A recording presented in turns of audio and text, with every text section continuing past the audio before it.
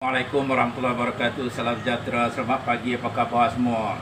Hari ini 19 April 20 Syawal. Oh, hari ini banyak jemputannya, lebih daripada 6. Jadi tak tahulah dapat pergi berapa. Cuma saya pagi ni saya nak share berkenaan dengan silaturahim. Silaturahim ni Allah Ta'ala tak suka orang yang memutuskan silaturahim. Dalam satu hadis Nabi sebut abghadul a'mali ilallah isyraku billah summa qati'atur rahim.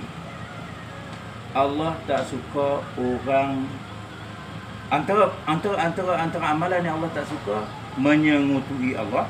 Itu na'udzubillah. Dan selepas menyengutui Allah itu memutuskan silaturahim. Silaturahim ni apa? Orang yang ada hubungan rahim, hubungan keluarga dengan kita, adik-beradik kita, saudara mara kita. Itu faham mudahnya.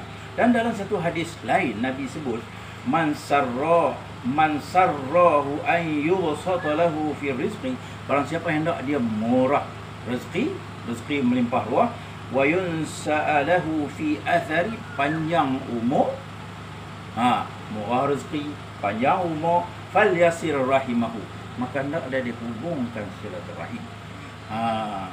Adik-adik kena rapat, hubungi balik, tanya khabar balik, melawat, ziarah ke sakit, dan juga masa sihat pun. Dalam satu hadis lain Nabi sebut la yadkhulul jannata khati', tak masuk syurga orang yang memutuskan silaturahim. Memutuskan apa?